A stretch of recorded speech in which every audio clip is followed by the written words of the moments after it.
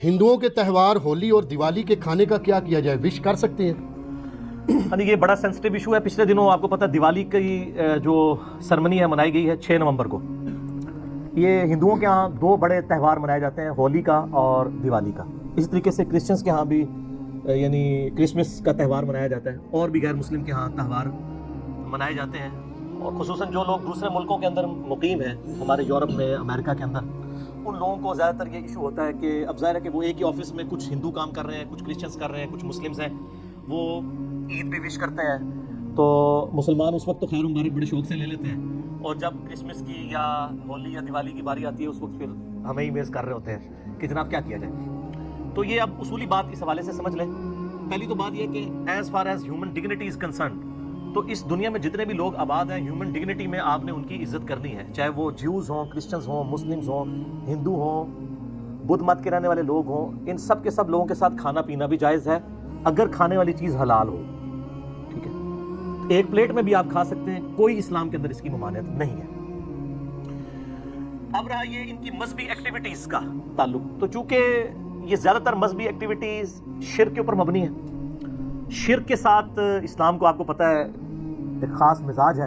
شرک is the most sensitive issue in the sight of Quran حکیم میں کم از کم 2 دفعہ یہ آیت ریپیٹ ہوئی ہے سورہ النساء کے اندر 116 اور 48 نمبر، ان اللہ لا یغفر ان یشرک بہ ویغفر ما دون ذلک لمن یشاء۔ بے شک اللہ اس گناہ کو تو معاف نہیں کرے گا کہ کوئی اللہ کے ساتھ کسی قسم کا شرک کرے، اس کے علاوہ ہر گناہ معاف کر دے گا۔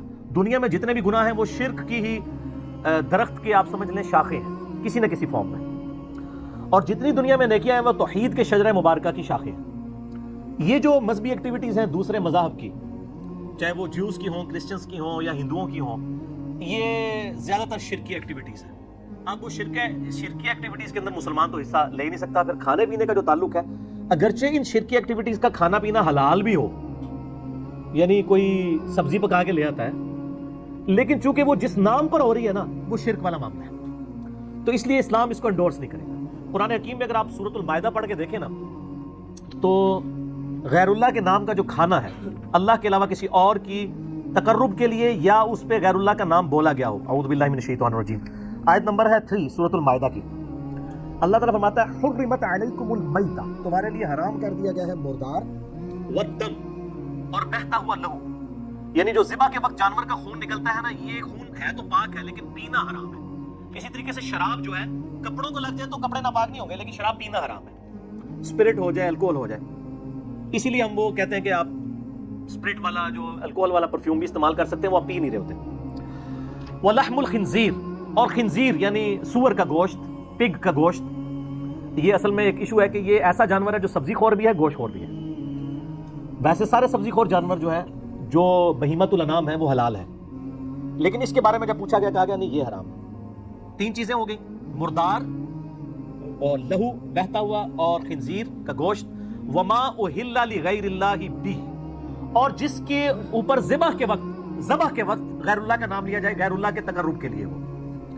اور یہی پھر آیت آگے چلتی ہے، اس میں ایک الفاظ یہ بھی ہیں وما ذبح علی النصب، اور جو بتوں کے تھانوں کے اوپر ذبح کیے جاتے ہیں جانور، یعنی ان تھانوں پر غیر اللہ کے تقرب کے لیے جانور ذبح ہو رہے ہیں، وہ بھی حرام ہوں گے، چاہے اللہ کا نام بھی ان پر لیا گیا ہو تب بھی وہ حرام ہوں گے، کیونکہ تقرب جو ہے وہ غیر اللہ کے لیے ہے۔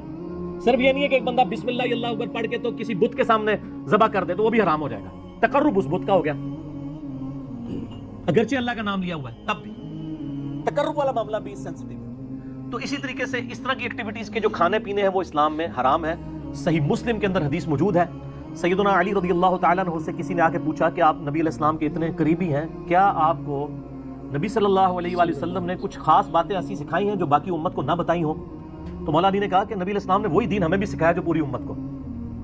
ہاں، جو فہم قرآن ہے وہ تو ظاہر ہے ہر مسلمان کا ایک حصہ ہے، اور پھر فرمایا اپنے تلوار کی نیام میں سے ایک صحیفہ نکالا اور کہا یہ نبی علیہ السلام نے ایک خاص صحیفہ ہمیں دیا ہے جس میں قیدیوں کے احکام لکھے ہوئے تھے، اگر کوئی مسلمان کو قتل کر دے اس کی کیا سزا ہے۔ ظاہر ہے نبی علیہ السلام کے بہاف پہ جنگ جمل صفین نہروان لڑنی تھی مولا علی نے، تو حضور نے ان کو بتا دیا کہ ان کے قیدیوں کے ساتھ تم نے کیا سلوک کرنا ہے، اور اس میں یہ عبارت بھی لکھی ہوئی تھی جو مدینے میں بدعت کو جاری کرے اس پہ اللہ کی لعنت، اللہ کے فرشتوں کی لعنت اور تمام لعنت کرنے والوں کی لعنت۔ یہ حدیث بخاری میں بھی ہے، لیکن مسلم والے طریق میں ایک اضافی ورڈ بھی ہے، وہ الفاظ یہ ہے کہ جو غیر اللہ کے لیے ذبح کرے اس پہ اللہ کی لعنت.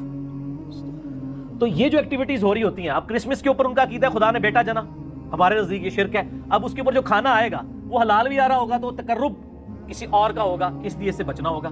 اور آپ لوگوں کو ایجوکیٹ کریں، ان سے نفرت نہ کریں، ان کو بتائیں کہ بھئی ہم گاڈ اورینٹڈ ہیں، آپ کی کتابوں میں بھی شرک حرام ہے، ہم ان ایکٹیویٹیز کو اس لیے سپورٹ نہیں کرتے کہ اس میں شرک ہے.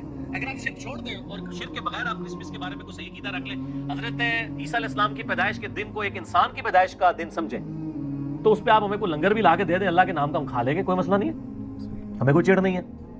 ہندوؤں میں بھی اگر آپ دیکھیں جو آریہ سماج کے لوگ ہیں، یعنی وہ تو بالکل یعنی اورینٹڈ ون گاڈ کے گرد ہیں، وہ تو یعنی ان کی کتابوں میں بھی خدا کا اسٹیچو بنانا، بت بنانا، تصویر بنانا حرام ہے.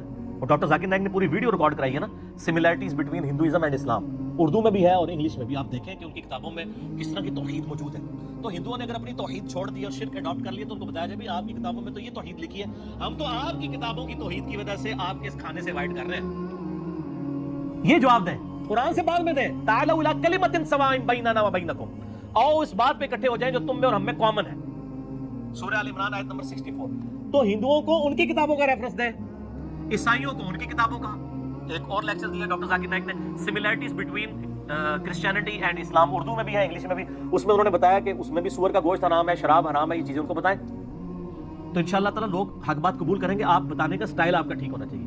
اور یہ جو میں نے دعویٰ کیا نا کہ اگر اللہ کے نام کی بھی آپ ذبح کریں گے، یہ لفظ ذبح ہوتا ہے زبر کے ساتھ، ویسے ہم ذبح بھی اردو میں چل جاتا ہے کیونکہ مولوی غلطیاں نکالتے ہیں، اس لیے میں زبر زیر کا بھی بتاتا ہوں. آپ اللہ کے نام کا بھی اگر ذبح کریں گے کسی تھان کے اوپر جا کے تب بھی حرام ہوگا. کسی مزار کے اوپر جا کے، چاہے وہ بابا گرو نانک کا مزار ہو یا کسی مسلمان کا مزار ہو، وہ حرام ہو جائے گا کیونکہ یہ نبی اسلام کی مخالفت میں ہے. صحیح مسلم میں حدیث ہے، میں تمہیں منع کرتا ہوں قبروں پر عمارتیں بنانے سے، قبروں کو پکا کرنے پہ اور ان پہ بیٹھنے سے. لائف بیٹھنا بھی حرام ہے، مجاور بن کے بھی بیٹھنا. جو نبی اسلام کی مخالفت پہ چیزیں بنی ہیں ان تھانوں کے اوپر، چاہے وہ ہندوؤں کے ہوں، سکھوں کے ہوں یا مسلمانوں کے ہوں، وہاں پہ اللہ کے نام کا ذبیحہ بھی حرام ہوگا کھانا. اس کے ثبوت میں سنن ابی داؤد کے اندر ایک حدیث موجود ہے.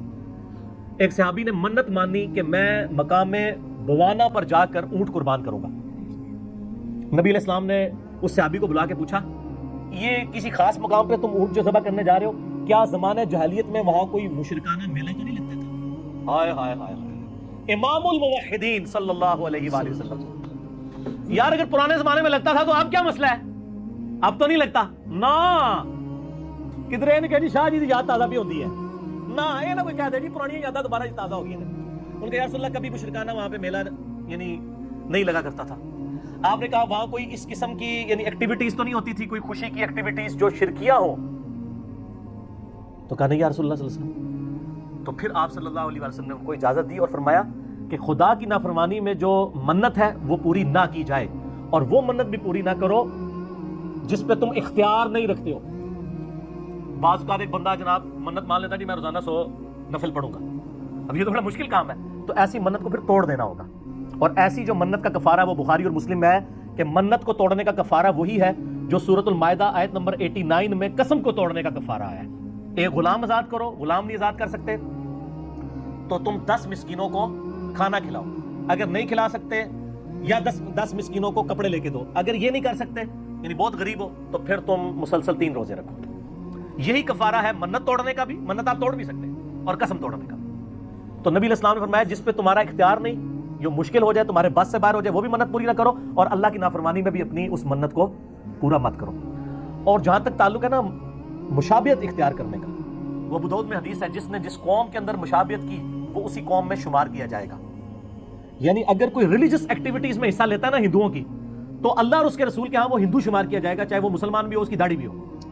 یہ بڑا سینسٹیو ایشو ہے. جس قوم کی مشابہت یعنی مذہبی مشابہت، یہ نہیں ہے کہ آپ نے ٹائی پہن لی ہے تو یہ مذہبی مشابہت ہے، اور ٹائی کو سلیب کے ساتھ جوڑتے ہیں. یار سلیب کے ساتھ ہوتا تو ویٹیکن سٹی میں بیٹھا ہوا پاپ جو ہے وہ بھی ٹائی لگا کے رکھتا، اس نے تو کبھی ٹائی نہیں پہنی، اس نے سلیب ہی لٹکائی ہوتی ہے. سلیب نہیں، یہ ٹائی تو مسلمانوں کی ایجاد ہے. خلیفہ ہارون رشید کے دور کے اندر یعنی یہ معاملات چلے ہیں. یہ کوئی مذہبی ان کا سمبل نہیں ہے. آج ہندو بھی ٹائی پہنتا ہے، آج مسلمان بھی پہنتا ہے، سکھ بھی پہنتا ہے، عیسائی بھی. یہ مذہبی نہیں، مذہبی مشابہت حرام ہے.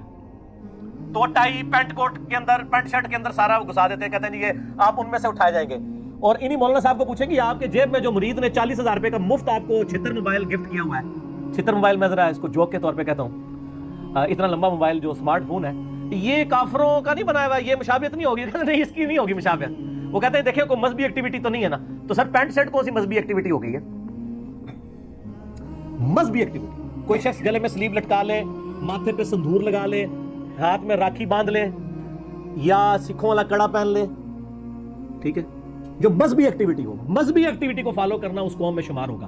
اس طریقے سے ہولی, دیوالی اور یہ آپ کی کرسمس ہے, یہ چونکہ مذہبی ایکٹیویٹیز ہیں, ان کو آپ نے اوائڈ کرنا ہے, لیکن اخلاقیات کے دائرے میں.